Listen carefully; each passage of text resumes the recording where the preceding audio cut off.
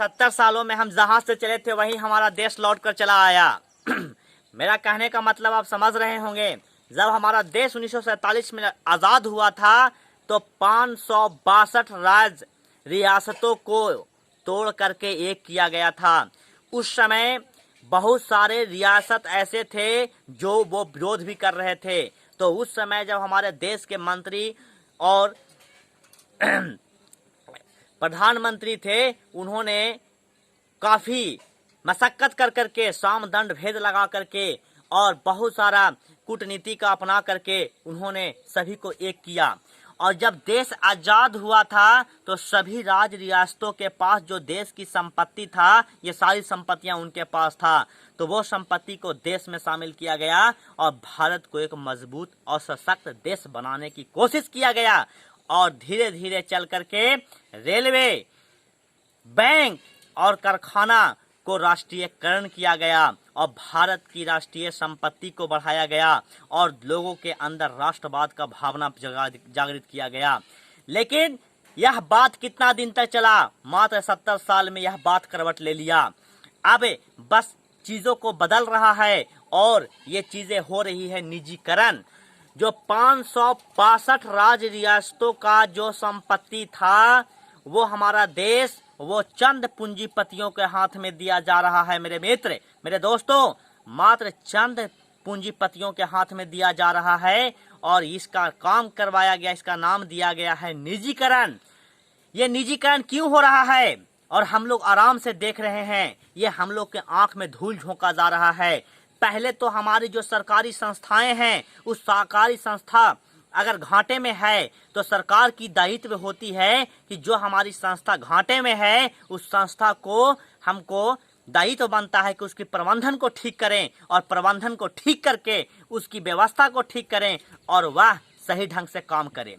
तो पहले तो सरकार उसकी प्रबंधन को ठीक नहीं करती है, वो सरकारी कर्मचारी को ठीक से काम नहीं करने देती है और कहीं न कहीं से अवरोध उत्पन्न करके फिर कहता है कि सरकारी संस्थानें ठीक से काम नहीं कर रही है, इनको प्राइवेट हाथों में दे दिया जाए।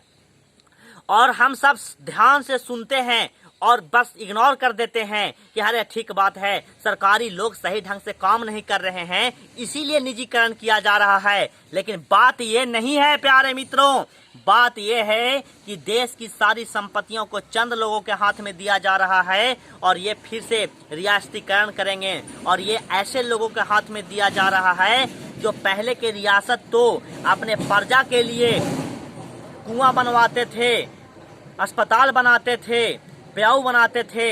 लेकिन ये ऐसे रियासत हैं कि आपको एक गिलास पानी भी देंगे तो उसका बिल जोड़ेंगे। ये अंग्रेज हैं, अंग्रेज की तरह बिजनेस करेंगे। होता है क्या रियली में?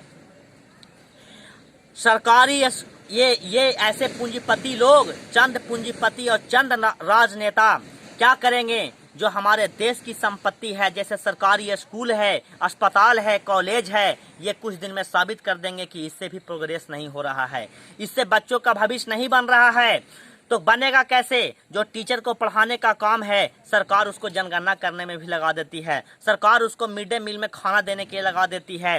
तो सरकारी संस्था को पहले वो बदनाम करते हैं और बाद में फिर उसको बेचने का काम करते हैं। और हम लोग चुप रहते हैं कि सही बात है, ये काम नहीं कर रहा इसलिए बेच रहा है। बात ये नहीं है, बात है कि सारी संपत्तियों को कुछ चंद पूंजीपतियों के हाथ में देने की साजिश चल रहा है। और जरा गौर कीजिएगा आप, अभी कोरोना महामारी आया तो कोरोना महामारी में क्या प्राइवेट हॉस्पिटल काम किया? कितने प्राइवेट हॉस्पिटल ऐसे थे जो कोरोना महामारी के, जो कोरोना के संक्रमित थे, उनको उसने एडमिट किया। स्टार्टिंग में काम आया तो आपका वो सरकारी संपत्ति काम आया, सरकारी हॉस्पिटल काम आया। आज बहुत सारे प्राइवेट स्कूल और बहुत सारे प्राइवेट कॉलेज खुल गए हैं, बहुत सारे प्राइवेट अस्पताल खुल गए हैं। लेकिन फिर भी दिल्ली का एम्स अस्पताल एक अपना अलग स्थान रखता है, केंद्रीय विद्यालय एक अपना अलग स्थान रखता है, बिहार में सिमुतुल्ला विश्वविद्यालय एक अपना अलग स्थान रखता है। लेकिन ये सभी को साजिश चल रहा है कि स्कूल को भी प्राइवेट हाथ में दे दिया जाए। और जब स्कूल और अस्पताल प्राइवेट हाथों में चला जाएगा तो हम गरीब लोग जो हैं अपने बच्चों को पढ़ाएंगे कहाँ? कितने लोगों के पास बीएड करने का पैसा है? महीने में 3,000-4,000 रुपया स्कूल का फीस दे करके अपने बच्चों को पढ़ा लेंगे। जिनका 2 बच्चा है तो 2 बच्चा का 6,000 रुपया फीस होगा, कितने लोग पढ़ा लेंगे। और हम लोग निजीकरण का विरोध नहीं कर रहे हैं। हम लोग अस्पताल, जो हमारी सरकारी अस्पताल है, उसकी व्यवस्था को पहले ठीक नहीं किया जा रहा है और उसको प्राइवेट हाथों में बेचा जा रहा है। राष्ट्रीयकरण क्यों किया गया था? राष्ट्रीयकरण किया गया था देश में कि देश की संपत्ति ये हमारी भारतीय संपत्ति है, और अगर इन सब चीज़ों को हमको अच्छा लग रहा है तो हमारा रेल बिक रहा है तो रेलवे का बिकने का समर्थन कीजिए।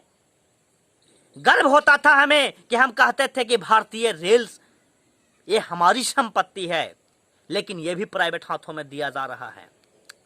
अरे साहब, आप सरकार में हैं, आप सरकार कुछ वहां दिक्कत है तो आप उसकी प्रबंधन को ना ठीक कीजिए।